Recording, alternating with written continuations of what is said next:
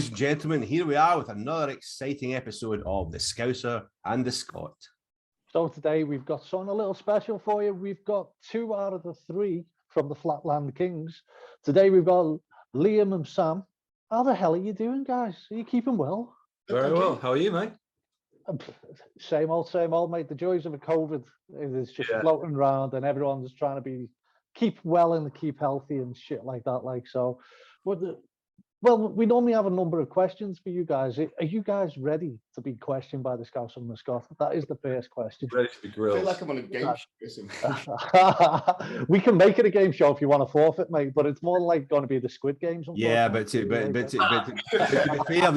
kind of game shows that Liam's talking about will be like Love Island and shit like that. One of the pretty boys. Oh God, yeah. Either that or Horse of the Year show. That's an in-joke for the show pony. Yeah, let's move along. Let's move along quickly. Right, guys. Yeah. We're not going to go into the Horse of the Year joke, but we might do later on. It's only what we've heard. Anyway, right. So tell us a little bit about yourselves. Tell us how you got into music and what was the first band that you listened to and thought, I want to do that. Start with yourself. Wow. I don't know, really. How did you go into this one? I know, I did. I couldn't do anything else apart from... pretty much. Literally couldn't do anything else. Took music lessons, went to music college, and just pursued it from there, really. Kind of naturally fell into it, you know? Yeah,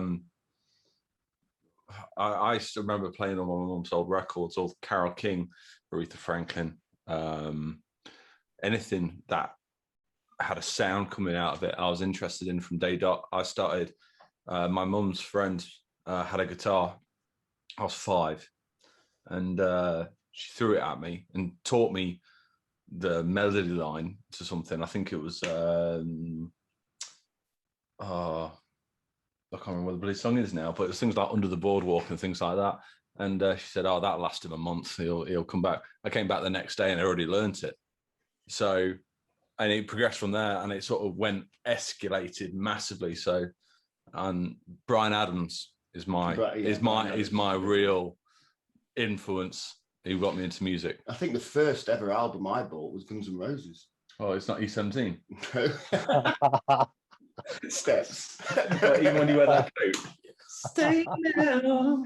I think they've done that before, mate. And John, I really do think that is a bit. Freaks me out. Listen, mate, I've heard them singing Mbop. That was heard him singing Mbop. Yeah. And his memory for lyrics is exactly the same. That 4.5 hours on a motorway does to you traveling to a show. Yeah. This is something that everyone will need to know, especially if they're starting out in a band. You do have to live in close quarters with people for a very long time. Yeah, if you're not a people person, don't do it. Definitely not. Yeah, I am sick of you. Yeah. That's why Sam travelled with his wife to the show. Yeah. And travel separately. It was easier on the eye. Definitely. Mate. So obviously you got the Guns N' Roses album first, and you've been listening to the classics. Yeah, it's like, how did you get to where you are today then? Like, I mean, what was the music influence behind that? Like, what made you want to become a singer? What made you want to play guitar? Well, I don't know. I guess I just kind of like showing off. I can answer that for him. He doesn't. If you meet him in a pub or anything like that, it's not like he goes out attention seeking, but his whole persona attracts that. That attention, it sort of commands your attention without being an arse about it. I think it's just because the joke about it, or we call him show pony, because he literally is a show pony. He's the centerpiece to the band, and that's why he sings, and that's why I've known Liam. We've known each other for years, like 20 years or something like that. We was in separate bands on the circuit. He was in one band, I was in another. We used to go around all the little venues, didn't we? Yeah, we never crossed paths till this band. Yeah, we never crossed paths till this band. Yeah. And then we started writing a few songs together. And then obviously the years passed, and then we got together, wrote a bunch of songs, just me and you. And then I met Steph. Well, I need to put this in charge. And then I met Steph, and it just Flatland Kings just was born. And I brought Sam into the mix, you know, called Sam up and said, look, I've got this band we're doing. You might be interested in it. And the rest is history. And that's, you know, it's weird that we've been on the circuit for years together. We've known each other for years, and then eventually just come together and created this thing that's kind of special, you know. And these bands that you were in separately, were they of a similar genre to what Flatland Kings are, or? No. It was kind of like indie pop kind of stuff, you know. For me, Backstreet Boys here. Sorry, I'm being rude. I'm just putting my laptop in. No, it was very indie pop kind of stuff, like you met like the Kooks and all that, when all that was massive. Yeah, it was that kind of vibe, you know. Killers and stuff like that. Yeah. We've never done anything like Flatland Kings ever, and it's just I've never played in a country rock band ever, but the thing that I found about country rock and why I fitted into Flatland Kings, Steph's the main driving force behind the whole country thing. Yeah, big time. You and your storytelling is like that with country, because you a lot of country music. I'm not slagging off any. I love country music, but the stories. 3 chords and the truth. Yeah, how you write a song. But a lot of country music is about trucks, girls, beer, shooting something. The hardcore, but Liam's, but it's mainly about the story. Where Liam's lyric writing is very emotive, and the way the imagery comes across, and like a load of the songs, Liam will just go, I've got this idea, bang, and it'll be one little line. Well, Family Table. Family Table, yeah. We'll sat at my breakfast bar. Yeah, when we wrote Family Table, I initially had the chorus idea, which was a verse. And then I was just messing around with it on acoustic. I came and showed Sam. He was like, "Yeah, that's a cool idea." And then it just built from there gradually, and then eventually it became the song everyone can hear now. That's where I come in. Well, Steph comes in with the intricate chords and the backbone to the country, where I come in with the commercial sound, the pop of why things should work, but in a clever way, and not just go 3-chord tricks. I think what myself, Sam, and Steph have is very special, because, you know, I have all these crazy ideas and all this stuff going off in my head, and I can hear things, and I get these song title ideas or chorus ideas or verse ideas, you know, popping up everywhere. And Steph and Sam kind of just pin it all together and, you know, make a song out of it. Put the reins on the pony. and then tell it and then lead it. And the thing with it is that it's funny that, because I just assumed, stupidly obviously, that all 3 you were steeped in the country background. But now that what you just said, that actually makes sense, because when people ask me to explain your sound, I say, I actually describe it as it's country rock with pop sensibilities. So then they'll say, "Oh, you mean it's pop country?" I'm like, no, it's like it is actually.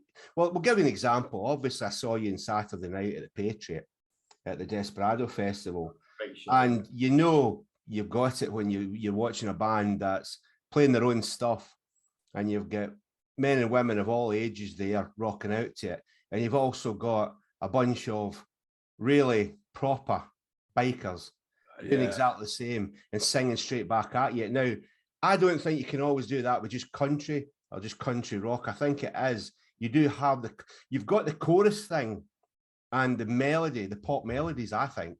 And is that what you're saying, Sam? It's you that brings that into. Liam brings the melodies, the initial spark. I'm the molder. Yeah, I sort of go, well, it's like, I think, what song was it that I was sat in the studio and I was just singing that line over, because I didn't want like one part of the melody. It was Family Table. It was Family Table, because the chorus was a whole lot different, wasn't it? It was that run down. Yeah, and then so I sort of take well, both me and Steph as producers take the initial concept, and Steph will add the country backbones to it, and I'll add my bit to it, which for some reason, we don't know why, it sort of just works and it's not difficult. So the commercial element of it is just my background in listening to commercial rock music. So I suppose it's a little bit like when Johnny Cash got together with Rick Rubin. Yeah. So you had Rick Rubin's background and you Johnny Cash's background. And where somebody says if you put it together, it won't work, it bloody did. Because Rick Rubin was the first one to go strip it back, Johnny. Take it back to the basics, and they loved it. So it's kind of, I suppose, in a different way, it's getting that chemistry. I mean, you've got that, Ian, with King Voodoo as well, with you and Jamie, haven't you? We do, and it's one of the things where, like, you know, I always try and say, especially when I'm teaching and helping kids, like, you know, learning things, and bands who are lost a little bit, is like, if you've got a piece of music, take it back to the root of it. Like, you know, sometimes less is more. Yeah. And that's what I try and say, that, like, don't overcomplicate it if it doesn't need to be overcomplicated. Look, what you just said there is the story of my entire life when it comes to musically, when it comes to writing, performing, learning, my DAWs, my equipment that I use. I always overcomplicate everything and struggle my arse off to get my head around it. And then the epiphany is, this doesn't need to be as difficult as it actually is, and make it really simple and get down to the bare bones of what you're actually trying to do and look at it in the core principles and then go from there. Because as human beings, we have an ability to make an absolute mess of something right from the off, because we think it should be more difficult than it actually is. So a load of young bands that I have helped over the years, like they're all, you've always got the guy who wants too much distortion, too much and playing too many chords and other things. Then you got your twiddler, so you got your noodler who just wants to do ripping solos over, I don't know, a Taylor Swift song. And then you got a drummer who always wants to play on beat 1, 2, 3, 4, 5, 6, 7, 8 up to 13, because they feel like they need to have something in there to be a drummer. So you're dead right. That is the core principle of our band, is strip it all out. Less is more. But yeah, you create a very big sound by doing that as well. You know, live and on. By stripping it back, we keep the elements that keep it energetic. And if it's not energetic and it doesn't have a purpose, then it goes. I think one of the things that I always try and do is try and make people think, like, you know what I mean, if you've recorded it, you've got to perform it live. You've got to be able to perform that live the way it is. And this is where, like, you know, as you've said before, like, there's every aspect of it, everyone wants to throw their little bit on, where it's more of an individual thing, where realistically, if you'd actually get everyone in the room together and say, right, what about this? Cut that back, put that back, blah, blah, blah, get it so it plays live, it feels right. And you know when it feels right. Like you say, like I've always said to everyone, like, you know, strip it back and then add on little bits as you get it as you feel it is right. And if it doesn't need it, don't add it. It's key. Music is, it makes you feel so many things emotionally.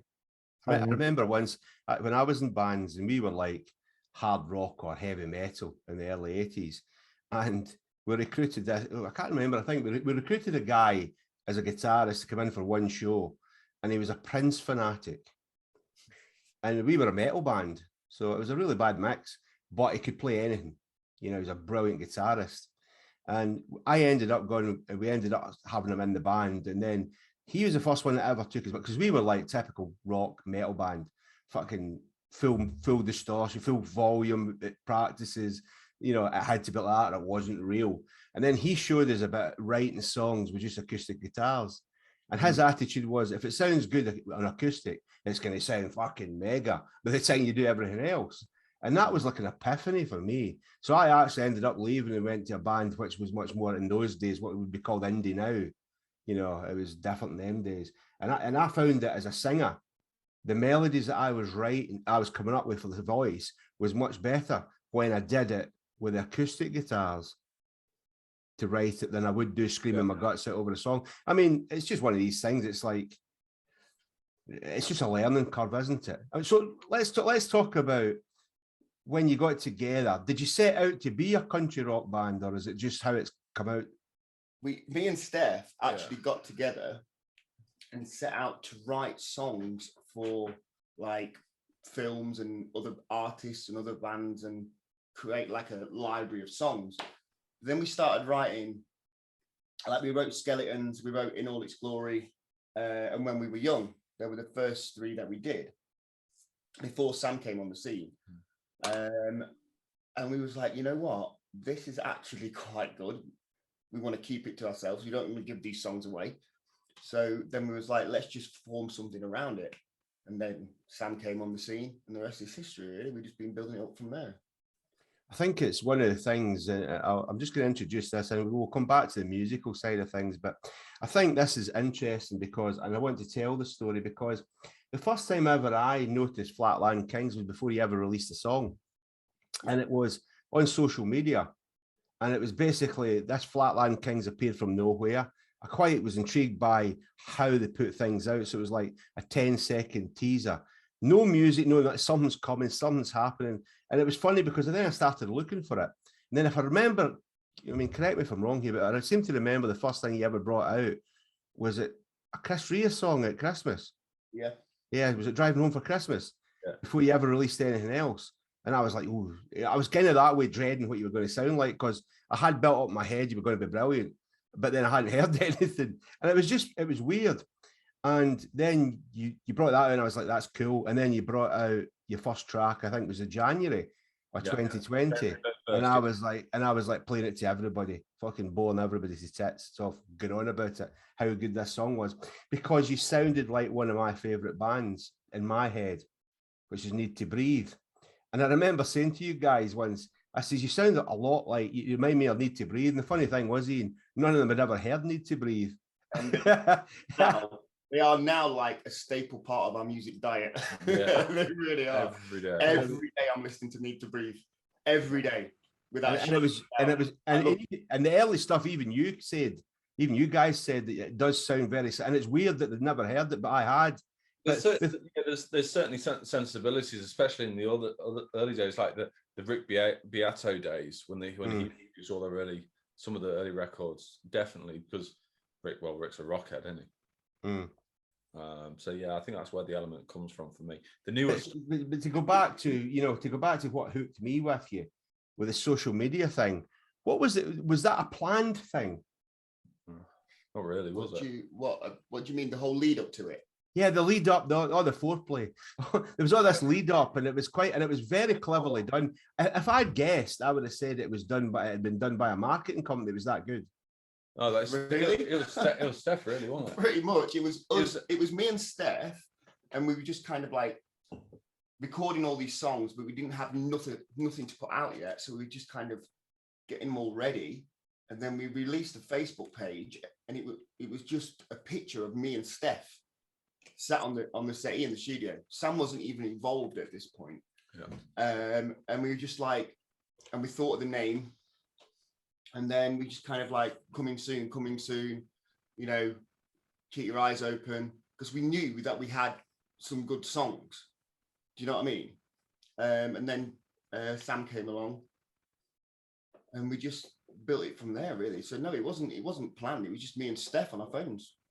But the thing with it was, and I'm talking here directly to anybody watching this, who's particularly in a new young band, for example, that by doing that, it hooked me. It got me interested. I think it's very important to have a social media presence nowadays. You can't do it without it. You cannot do it without it. You've literally got to hammer it. The thing I will say is that I mean, can I just stop you 1 sec? Look at that lady at Wales, the Wales gig. Yeah. You know, she came. She actually looked us up online. Right, never met it before, obviously. Looked us up online, listened to our music, and she came to the gig at Wales. off the back of it. off the back of that to see us. Mm. Now that's cool. And she bought merch. And she bought merch at the end of the night as well. It's even cooler. Good help. But to be fair, guys, that's what. But the thing with it was, and this is what the point I'm making is that you put out stuff, even if it was unwittingly interesting. It was interesting.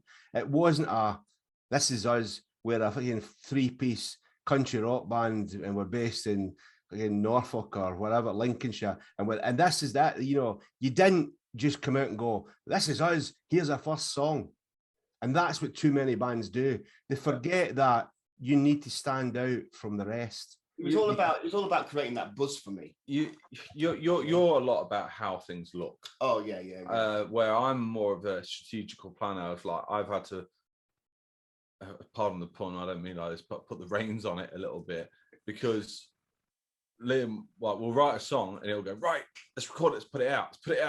We had to sort of slow that back down, because the whole social media thing, if you want to appear like you're bigger than you are, because you need to appear like you're bigger than you are, because if you don't, people just think you're the stupid neighbor kid up the road that's just having a dabble in music. You also get a bad persona. So I think another key thing is to don't get ahead of yourself. Get your content to a point where you go, yeah, that's cool.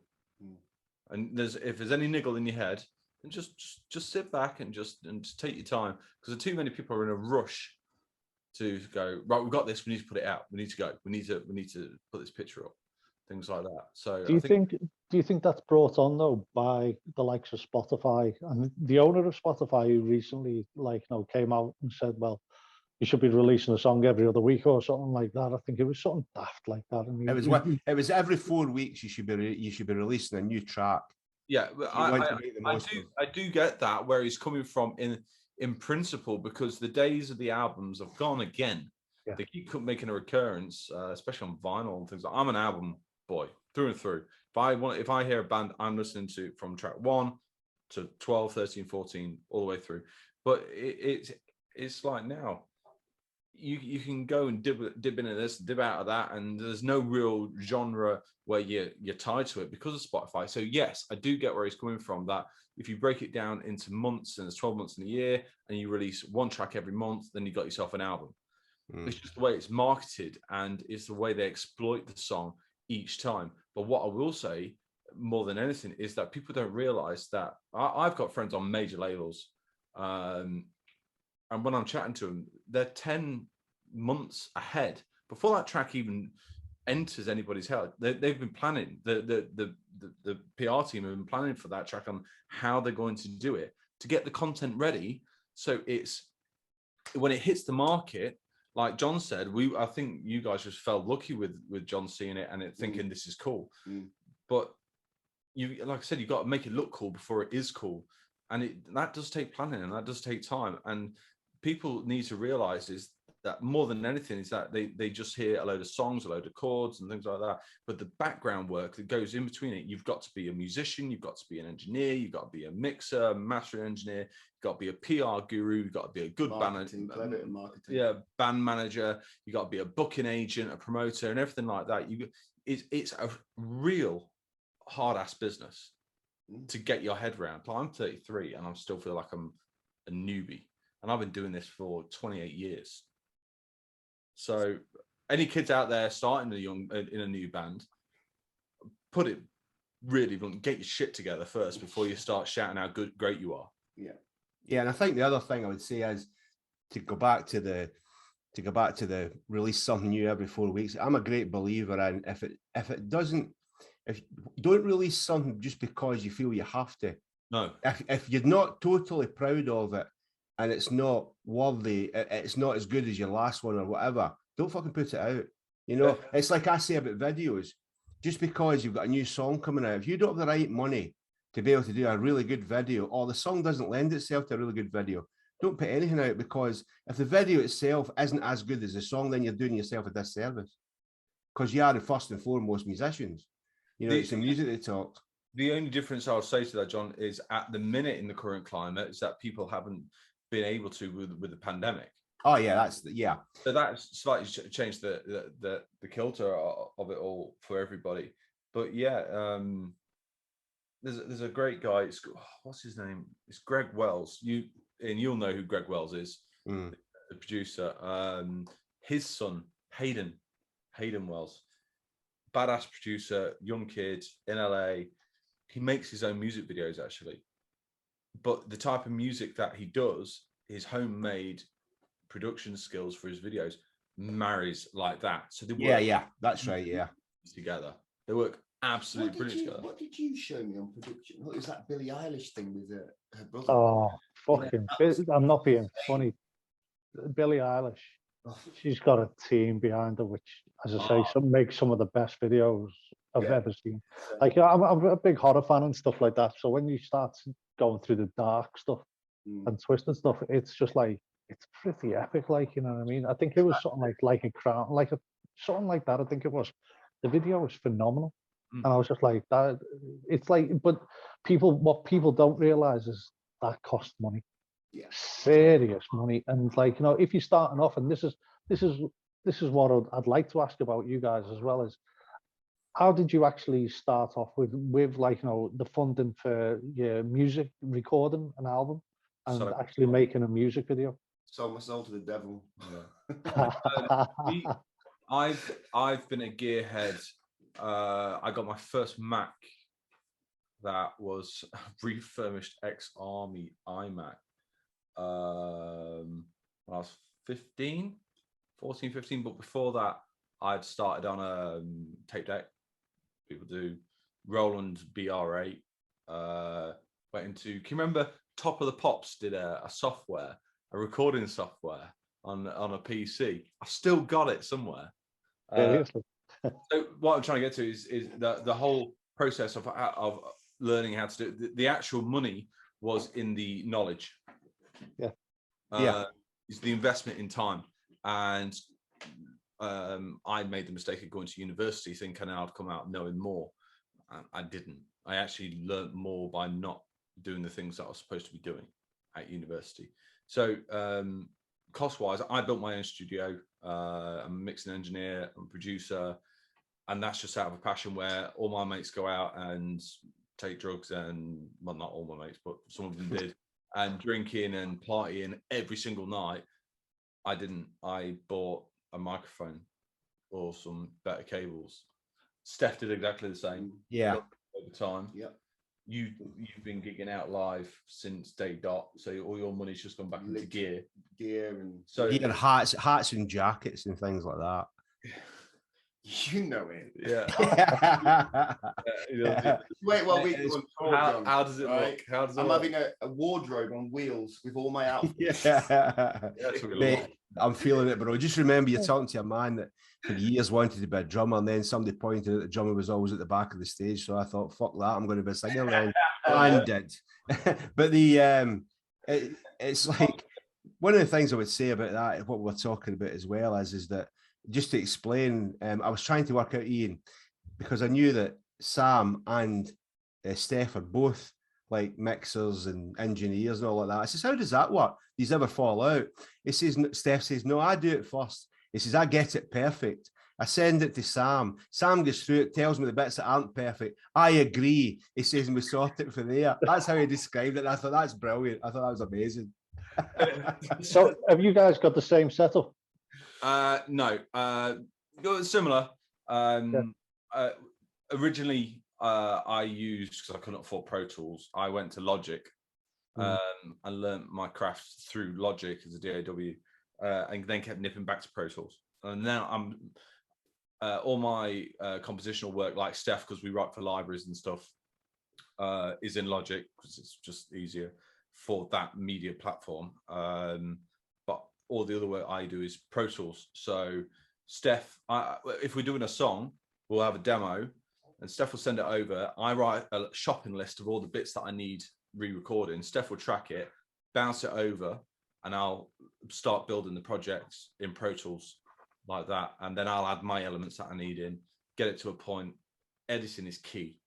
If anybody's going to get into recording and be an engineer, learn the tools. be a great engineer, and being a great engineer isn't gain staging. It's a big part of it, things like that, but it's being able to manipulate. Everybody thinks that you're just playing into a track and it's on a 4B and that's it. There's so much more to it, and I'm not even going to go into it because I'll go down a rabbit hole. But that's the way we work, is that Steph will, I'm so heavy into the engineering side of things, sometimes I forget that I need to play on something. So we sort of bounce it between us, and then this one just comes, yeah, it's cool, can I sing it now? Yeah.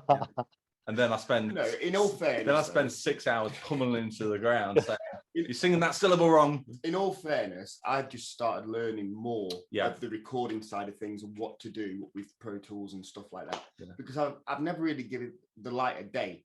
I've just shown up to a studio, done my bit, and then buggered off, you know. Yeah.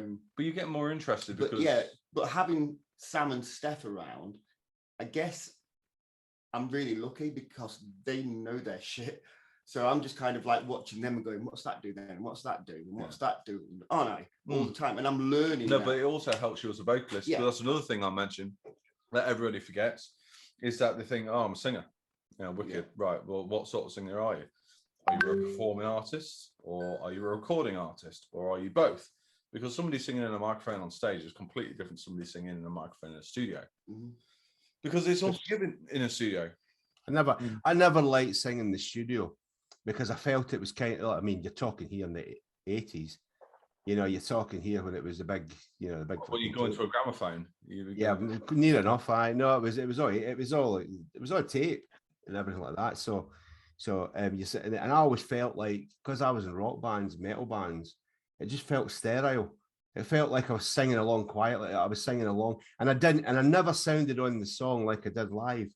I don't mean better, just different. It was tame. It was too tame. Do you know what? That's always a problem, though. And I've seen this so many times, and I've heard it so many times. There's so many things that people don't understand about the studio side of it. And to be honest, when I started off, I was the same. Yeah. It's like, you know, I mean, you don't realize that you need a click track to everything and stuff like this. When you first pick up a guitar, you don't think, right, I need a click track. You just want to play something. Yeah. And you just want to get on with it. Now, when you start learning, you go, oh yeah, you need a click track. You understand that. And then you've got, I don't know if you guys experienced this when you was first starting, the news of the like the red light of the studio. Oh, 100%. It's you. The amount of times that you can play it 10 times perfectly and go, right, press the button, and then you just go, pump. I've had that loads of times. Yeah, but loads of times. All I do, I still do it now. All I do to him is I find that the section, I loop it, I put punch, loop, record, and I just say, right, sing it again. And he will just keep going round and round and round and round and round. We'll do that 10 times. Yeah. And then we'll just take the best bits. And 90% of the time, it'll be like the 7th take. Going back to what John just said, it is difficult to record in the studio, vocals, because it's not like performing live. You can't get the vibe of the audience. You know, you're just in one room, and you want to put that character in, you want to put that energy in, but there's nothing to feed off. We just recorded a new single, haven't we? A new single for Flatland Kings, which will be out soon. Oh yeah, but that's been a nightmare in itself. But that is, yes, and I've explained what you did today when you set all the mic up and stuff. Yeah. Sam did something. He's found something with plugins or whatnot. I don't understand. He'll explain it in a minute. But whatever he did when we recorded the new single, it was like, I don't know. It was performing wise. It was so much better.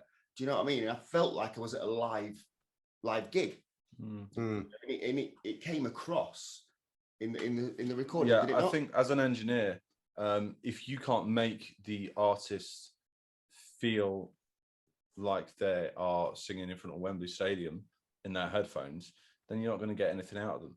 Yeah. There's some specific artists that just give the goods, like Michael Bublé. That boy can sing in front of anybody into anything and make it sound like it's $1 million. But that's because he's that big band sort of guy. The problem that I had with Liam's voice is seriously mid-rangey, so mid-rangey, and being able to tame that without taking away the characteristics, because that part of Liam's energy as a singer is in that mid-range, and it doesn't sit well in a mix, or it doesn't sit well in some headphones as you're tracking. So I've been recording Liam for 6-7 years now, and it's only been the last month that I've actually figured out a vocal chain and process that works really well. And we went from doing 4 to 6 hour sessions, and we did it in an hour and a half. It's just phenomenal, isn't it? Yeah, it's like I'm big into I like my hardware, but I can't afford it. So I invested in the UAD Ultimate 9 when it was an offer, and I've been learning those plugins inside out. So preamps, like the Helios, the 1073, anything like that. And Liam's vocal chain, I found out, was the Manly Vox box. Very simple, and it's standard vocal chain, 1176 Rev A, LA2A, feeding into a capital chambers reverb. I can't remember which reverb chamber I was using, and then using the Avid, not the Avid, which delay did I use? I used one of the UAD delays anyway. But it was the blend and the way I got the compressors to react, because that's one of the biggest things, without getting too anal for everybody because I don't get bored, is that Liam sings in a certain way as well. And everybody thinks that you just put a compressor on and it just works. Well, no, it doesn't.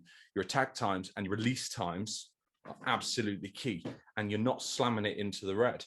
So it's getting it, so it's attenuating enough, so it's controlling the peaks and the troughs, and he's still getting that.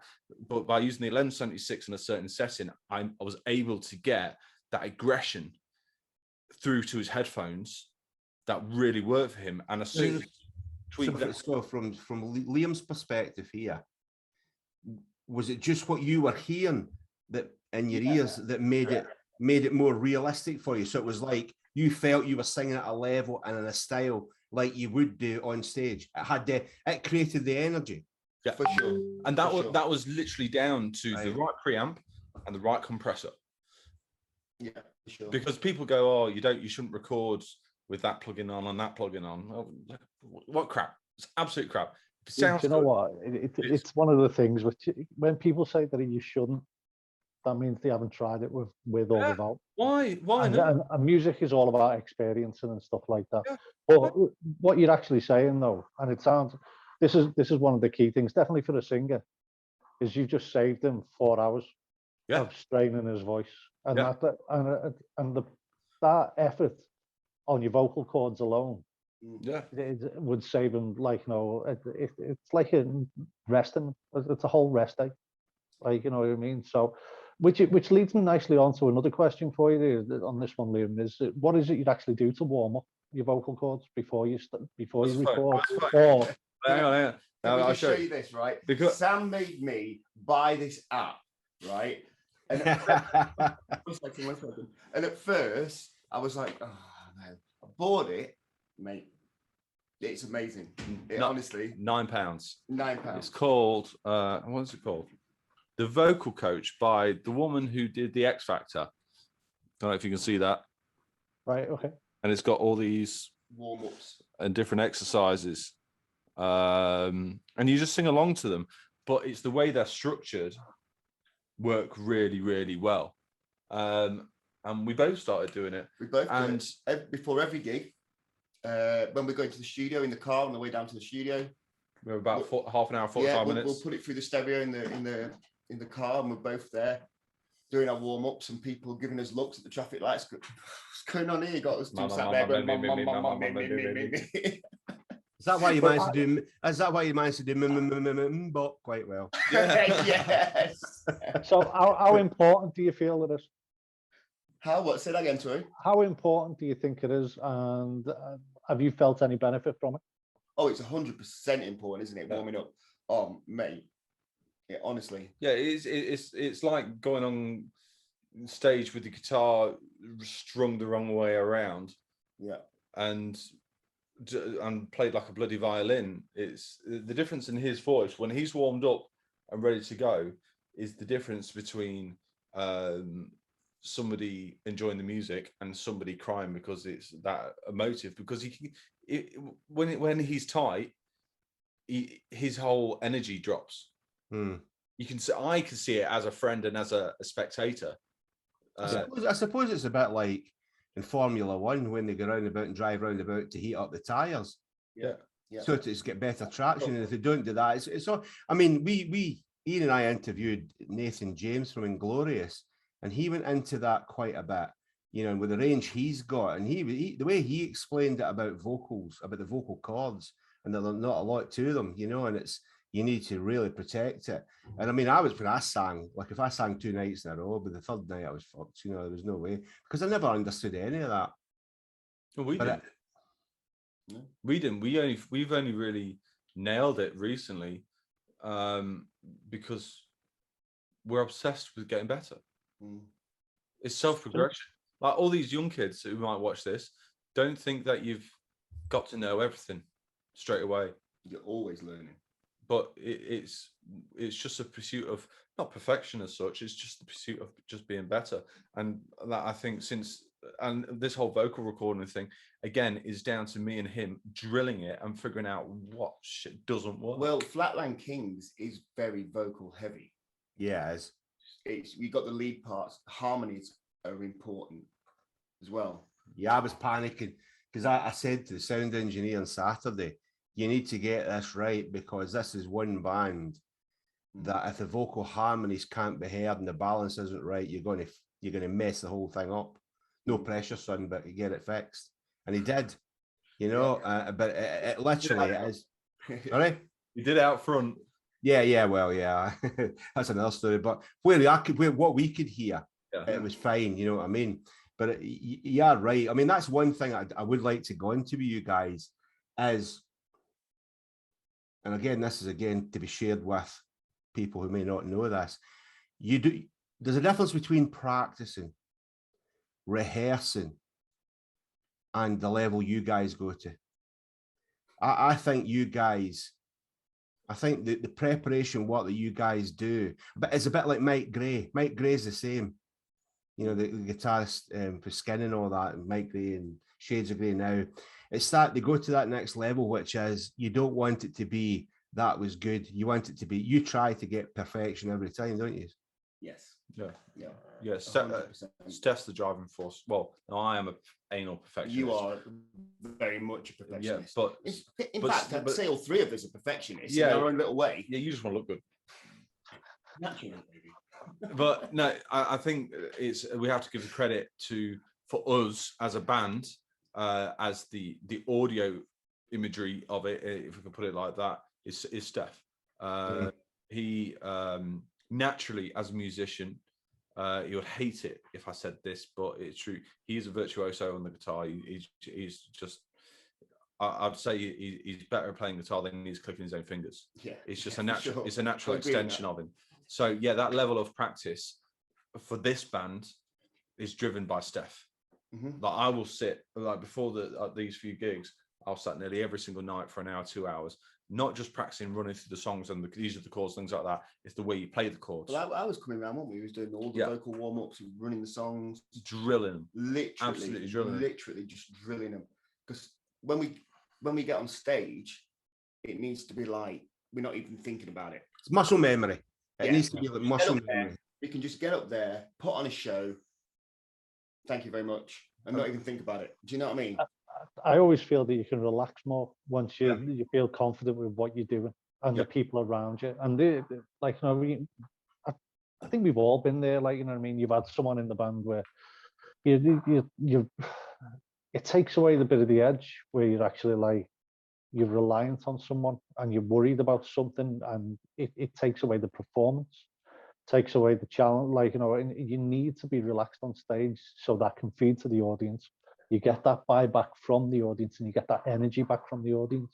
And once you've got that, evolves, it grows, and makes you more confident. And me as an audience, Ian, you're right. Me in the audience relaxes straight, and especially in the case where if it's a band that I work with, if I get that instant relaxation and the smiles on my face with the first chord, because I'm feeding off of that, but everybody else is as well. You know, and this is the thing. It'll do. Won't ever fucking do. You know, if that's your attitude, I'll do. Don't, you know, you're doing yourself a disservice, because if it's not the best that it can be, then it's not good enough.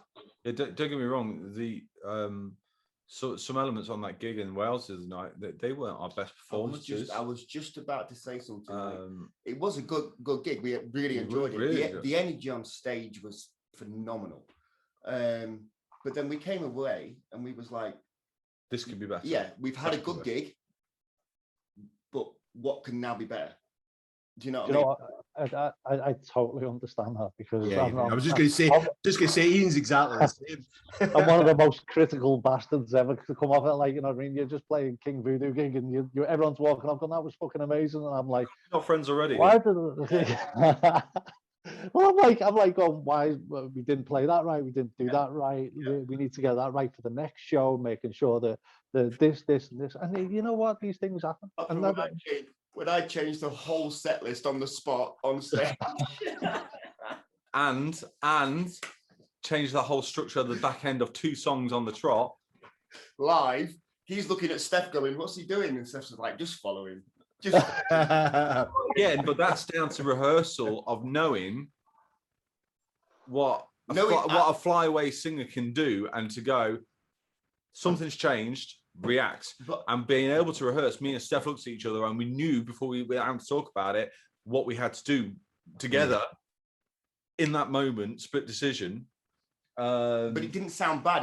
It looked like it was rehearsed. Yeah, but the thing with it was, though, that if you're tight enough to do, if the musicians are tight enough to do that with the singer, and the singer feels that that's the way to go, that's when the magic moments can come around. I think it's quite important as well to know each other as people. Yeah, well, you know what I mean? In all its glory. He knows if we're on stage and I go off on one, he knows. You understand what I'm trying to say? Yeah. You know where I'm going. He will follow me. It's like a horse bolt in the stable. The trainer knows what he's doing. So quick question then.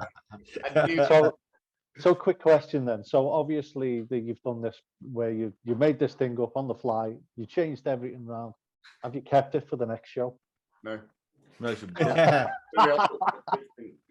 Yeah, no. The next show is a bit different because even I don't know what I'm doing. No, you do. The thing is, I think what you do more than anything is you actually feed off what everybody's doing at the time. Like in all its glory, John will know. I'm not sure if you heard the song, Ian, but the big part of the whole song is the melody line of whoa, whoa, whoa, whoa, da, da, da, da, da. And it is just whoa, whoa, and I don't know what it was, and this is no detriment to the rest of the bands that were there, but when the other bands were playing, a lot of the audience were just sort of stood there listening, enjoying it and things like that. But for some reason, we had people right up to the front of us shouting and screaming and singing the songs they've never heard before. So Liam buzzed off that and went, I know what I can do here. And capture that energy from the crowd at the time. And it's encourage them to do it, and then it was so each time it is an answer, because we might do 8 times round on that walls, and then it starts dropping off. So he goes, right, it's now to cut this dead air. So we need to know. But on the other gigs, we might do 32 times round because the crowd's massive and they're going mental. So it's really hard to. It's all about having that connection, isn't it? Communication. Every crowd's different, and you've got to judge it. You've got to judge it on the night. I'll tell you another thing that I hate. You see, I'm a big believer that all bands should know and remember that they're there to entertain. But similarly, I've seen some bands go out where they're trying to get audience participation and they're literally flogging a dead horse. And they try it once at the start and it doesn't work. They try it again in the fucking next song. And then again, 3 songs, and you're like, guys, it's not fucking working. It's not necessarily you, it's the crowd. You know, So I think the other thing is try your damnedest to draw it out, but sometimes you just got to, you can't what Liam did that night and extending it and getting the call and answer, that's because he judged it rightly. Yeah. Singers, if you're watching this, singers, don't get it wrong. Yeah, so that's 16 years experience, though. Yeah, Some people isn't a lot, but I'm not on about just one gig every 2, 3, 4 weeks. I'm talking 4 or 5 gigs every single week for 16 years. Yeah. Obviously, singing other people's songs as well as a professional singer. That's why, again, we take the piss, but that's why he is the show pony, because he is front and center and knows that is his thing. It's mine and Steph's and the band's job to support him. Whilst we are all a band together, he's the one that sells the songs because he's the lead singer, and that's what he does best. Yeah, 100%. Before we end this, I'd just like to go into something, because it's something that's quite different to any bands that we work with or talk to, which is the fact that the Flatland Kings is a 3-piece, but yet on stage there's 6 of you. Well, that's Sam now. It's probably going to end up getting bigger as well live. Yeah. Well, what I was going to say is, were you never tempted to go down the route of just having all the people you've got in, or having was it always the case where there's going to be 3 of you and then you'll just augment it? It's a conscious choice. Yes, yeah. Why? Because the 3 of us work really well together as a band. 3 just looks cool. Because what you got to remember is that whilst everybody sees a live band and they think that is the band, and don't get me wrong, I was like the other singer, Debbie, is Steph's wife. She's majorly important to the band. They all are really important to the band. But when it comes to the actual band of writing, recording, producing, mixing, and everything else, the 3 of us make sense. Yeah, I mean, I totally, I know it anyway. I know that, but I'm just saying, I'm asking you to put it out there, because again, there'll be people watching this that may not get that. Well, people think that to be in a band, there's got to be 5, 6 members. I've got friends who are serious musicians, really well in Europe, and their band is X, Y, Z, and the back line of people changes nearly every gig. They get different drummers in because they use professional musicians. I mean, on the road and that, there'll never be that part where this is the band and this is me, Sam, and Steph. Right? On the road, it's like a family. There's one big band. The band will probably end up getting bigger, with the session musicians here and there, and it'll just be like one massive family. But the center of it is me, Sam, and Steph, and it'll always be like that. It's like you see these big bands that people see the big bands and they think it's just the musicians on the stage. Well, actually, the band is the 20, 30 people behind them that you never actually really see as well. Yeah. So it doesn't necessarily have to be the people who are in the shot all the time who are just the band, but it just makes sense for us 3 as friends, as individuals, because you also got to remember that we don't just write music and play together. We actually genuinely enjoy hanging out with each other. We actually genuinely like each other. So it's that goes a long way, and it makes things a hell of a lot easier, though, doesn't it? Yeah. Oh yeah. Yeah, 100%. And being honest. Yeah. Honest to kids. Yeah. Always be honest. When he's being shit, I'm telling him he's being shit. He takes it on the chin. Where a lot of people can't do that. That's another thing with singers. Why do singers have egos? I haven't got an ego. Oh, you have an ego. Well, I'm about the only person who can really whack him back, and he goes, "Yeah, you're right." The reason why we have egos is purely and simply because we know we have to have them to make the rest of you look good. Oh, fucking hell, here we go. We're having that one, Liam. High five that one. Boom. You two stick together and brown nose. The thing is, though, right? If you met me one day and I was quiet, didn't say anything, fucking dread it, and I'd be like this, you'd be like, "What's up with him?" You know what I mean? I'm always loud. I walk into his house like, "Hey, only me." Yeah, my kids. You know what I mean? My kids go, "Oh, he's here for dinner again," and the dog runs away and hides. Yeah, fucking no. Yeah. But on a serious note, though, and I mean this, you've got to take criticism, no matter what. And the music industry is one of the hardest things ever to take. And always hear somebody's idea out and try it, because it might be shit, but the augmentation of where that idea came from, somebody else might take and make it even better. So 100%. always be fair and listen to somebody's idea. Because if I left Liam to his own devices, all our choruses would be verses. So what I'm saying is he's got great ideas, but you hear them out and they don't always work, but they might work somewhere else in the song. Yeah. I think everybody has to be really honest, and if they don't like it and it doesn't work. Actually, you did that with Saving Grace. I did it with every song. Saving Grace chorus. No, that was was that a verse or something? And you heard it and went, actually, let's just flip the song around. What? You're crazy. No, I tore that song apart. Or something. I changed keys, put augmented.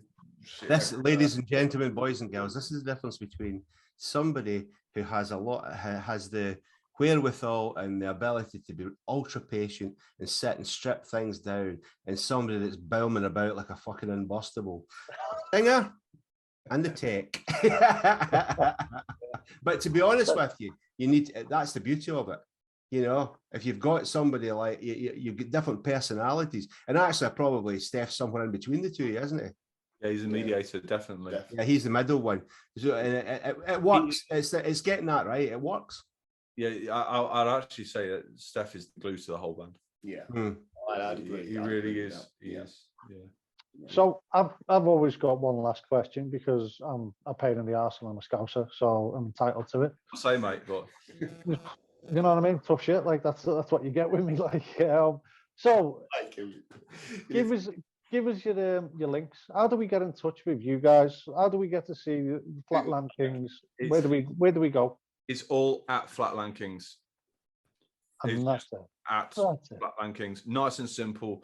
That's what's great about the name as well. It's to the point and everybody knows. Yeah. We'll be able to get to it because everything's streamlined. So head to our website, flatlandkings.com. Email info@flatlandkings.co.uk. Yeah, but it's on our website. Facebook at Flatland Kings, Instagram, at Twitter, Flatland Kings, Twitter at Flatland Kings. Literally, if you just go on Google and put Flatland Kings, you'll see him. Everything come up. What I'll do for you is I'll put the links down below. So guys, click on the links down below. Come and check out these. They are absolutely lovely guys to get on with. Yeah. Nice guys, and they are really good musicians as well. Like, so definitely worth checking out. And that's from me, guys. Thank you very much. Really appreciate your time. Thank you for having us. Cheers, Ian. Thank you, John. John, over to you, bud. Well, there we are. That's another exciting episode. I hope you enjoyed it as much as we've enjoyed hosting these guys, because we think they're amazing. So until next time, you know what you need to do. Hit that cowbell and subscribe.